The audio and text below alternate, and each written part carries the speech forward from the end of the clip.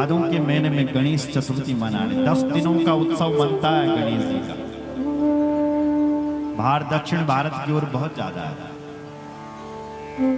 बोलो गणेश भगवान की जय। हर हर महादेव। गणेश जी को ना साहब दुर्वा बहुत प्रिय है। दुर्वा, अगर किसी के पुत्र पौत्र आदि नहीं हो रहे हैं तो आप गणेश जी पर बल दुर्वा चढ़ाना शुरू कर दो। दुर्वा कांडात कांडात परुर्हन्ति परुखः परुखस्परि। दुर्वा कैसा होता है? दूर्वेण सहस्त्रेण सतेन। दुर्वा कैसा होता है? क्या दुर्वा का पेड़ होता है? नहीं। तो कैसा होता है दुर्वा बताओ ना। एक जगह पर लगाओ तो फैलता चले जाएगा। नहीं, दुर्वा घास।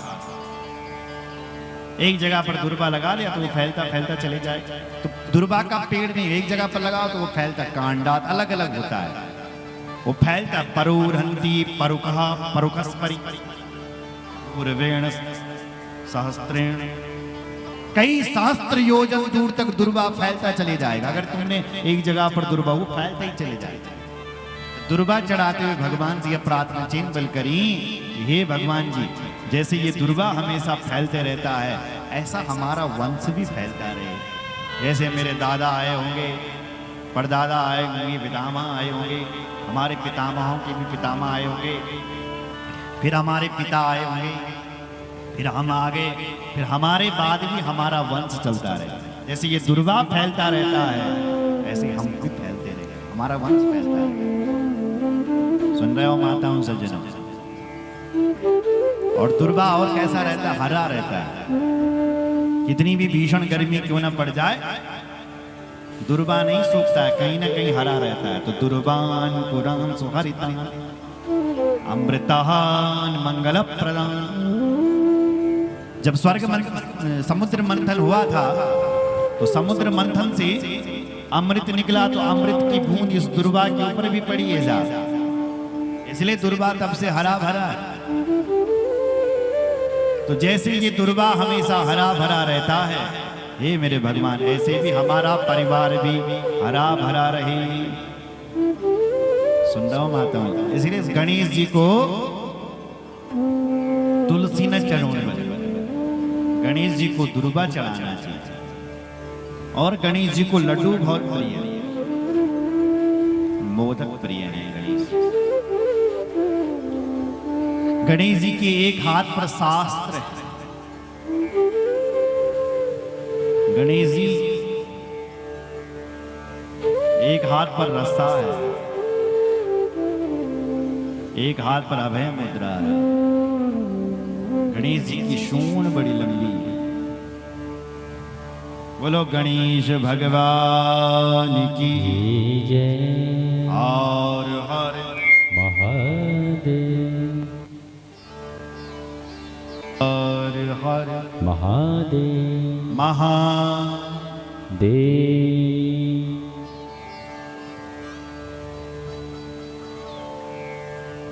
गणेश जी का वाहन क्या है? चूहा, मुसक। गणेश जिस दुनिया को बताना चाहते हैं, ए दुनिया वालों, अगर बड़े बनना है तो मेरे जैसा बनो। और फिर भी अपने आप को इतना छोटा बना करके रखो कि चूहा भी तुम्हारा भार सहन कर ले। आपने सोचा इतने बड़े गणेश चूहे के ऊपर कैसे बैठते होंगे? गणेश जी दुनिया को कहना चाहते हैं, भैया हम बड़े ही नहीं, हम छोटे भी हैं। हम बड़े होकर के भी इतने छोटे बनते हैं कि हमारा भार चूहा भी ग्रहण कर सकता है। इसलिए सीख है इस दुनिया के लिए, बड़े बनो कोई बात नहीं, पर अपने आप को छोटा बना करके रखो। बोलो जय श्री राम। छोटा होता क्या है, जब नेता बड़े बन जाते हैं तो छोटे बनने के लिए कोई तैयार नहीं होता, तो यही गलत कर लेते हैं। अगर तुम बड़े बने हो छोटा बनना सीखो। बोलो जय श्री राम। बड़ा कौन बनता है? जिसकी सूंड लंबी होती है वो बड़ा होता है। अच्छा, सूंड का अर्थ क्या है? गणेश जी की सूंड बड़ी क्यों है? ये प्रतिष्ठा की सूंड है माताओं से। प्रतिष्ठा की सूंड लंबी करो, अच्छी बात है। अच्छा, प्रतिष्ठा कब बढ़ेगी? जब तुम दुनिया में अच्छे अच्छे काम करोगे, जब तुम किसी को नीच भाव से नहीं देखोगे, अपने से छोटा नहीं देखोगे, तब तुम्हारे अंदर, तब तुम्हारी प्रतिष्ठा बढ़ेगी। जब तुम हर व्यक्ति के लिए परमार्थ का काम करोगे, सुन रहे हैं? तब प्रतिष्ठा बढ़ेगी। अच्छे अच्छे काम करोगे इस दुनिया में, तो प्रतिष्ठा तो उसी की बढ़ती है ना जो अच्छा करता है। जब अच्छा करोगे तो प्रतिष्ठा बढ़ेगी। इसलिए गणेश जी की सूंड बड़ी लंबी है, प्रतिष्ठा की सूंड। और सुनो, गणेश जी का पेट बहुत बड़ा है। पेट देखा कभी गणेश जी का पेट आपने? क्यों बड़ा होगा? गणेश जी बताना चाहते हैं, ए दुनिया वालों, अगर तुमने बड़ा बनना है तो अपना पेट बड़ा बना लो। क्यों साहब? बोले सबकी बातों को पचाना सीखो। इस पेट में कई पेटों में पच गई नहीं ना, बोला हमारे ये पेटों में पच गई नहीं साहब। अगर तुम बड़े बने हो तो लोग तुम्हें सुनाएंगे। चाहे तुम कितना भी अच्छा करोगे, विरोधी तो कहेगा अरे क्या किया, कुछ नहीं किया। तो आपने सबसे एकदम क्रोधित नहीं होना है। आपने धैर्य रखना है। धैर्य से काम लेना है। तो सबकी बातों को आपने पचाना सीखना है। अरे जो भाई बड़ा आदमी होता है उसके जो चमचे होते हैं वो तो कई चीज कह सकते हैं साथ। अरे वो ऐसा है, वो ऐसा है, वो ऐसा है, वो आपके बारे में ऐसा कह रहा था। तो आपने धैर्य से बल काम लेना है, सबकी बातों को पचाना है। इसलिए गणेश जी का पेट बड़ा है। बोलो जय श्री राम। पचाना सीखो, सबकी बातों को पचाना। बोलो गणेश भगवान की जय। और सुनो, गणेश जी के कान भी बड़े बड़े हैं, नहीं है साहब? क्यों बड़े बड़े?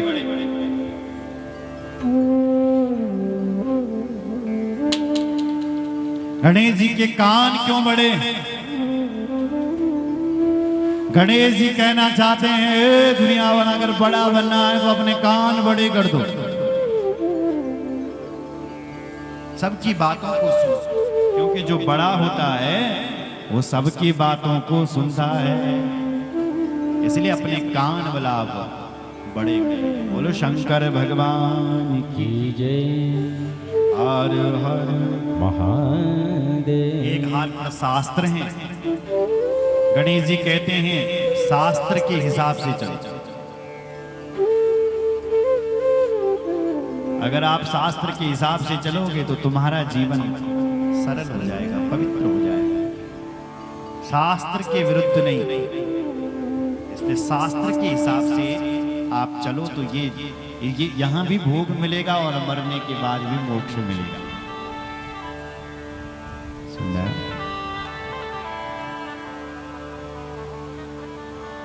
शास्त्र ने कह दिया 10 रुपए की चीज 15 में ही बेचो, ये 12 में। तब तक दूसरी आवाज आए, नहीं नहीं नहीं, 10 वाली जब तक 50 100 में नहीं जाएगी तब तक दुकान का खर्चा कैसे उठेगा, अपना कैसे उठेगा। इसलिए 10 वाला माल 100 का चाहिए। ये दूसरी आवाज। शास्त्र कहते हैं नहीं नहीं नहीं, गलत हो रहा है। एक आवाज और भी आ रही है, गलत हो रहा है। तो शास्त्र के हिसाब से चलो। बोलो जय श्री राम।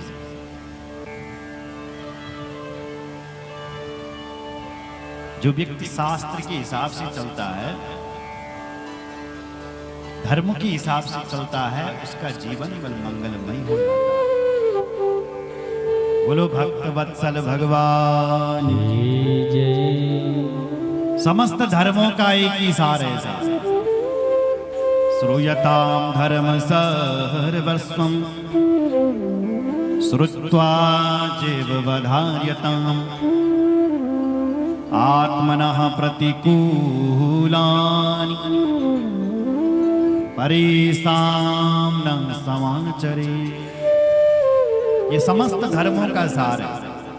आत्मनः प्रतिकूलानि, जो व्यवहार बल आपको अपने साथ में बुरा लगता है, परेषां न समाचरेत्, दूसरे के साथ भला ऐसा व्यवहार ना करें।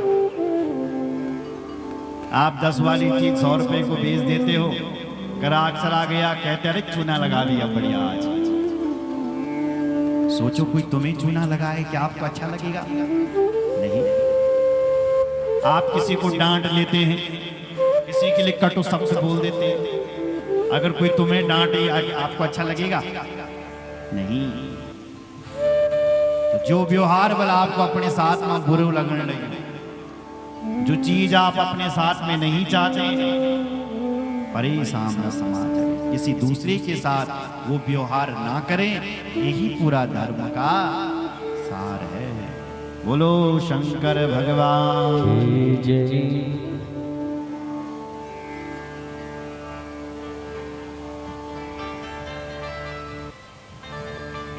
इसलिए गणेश जी के एक हाथ में शास्त्र है, शास्त्र के हिसाब से चलो।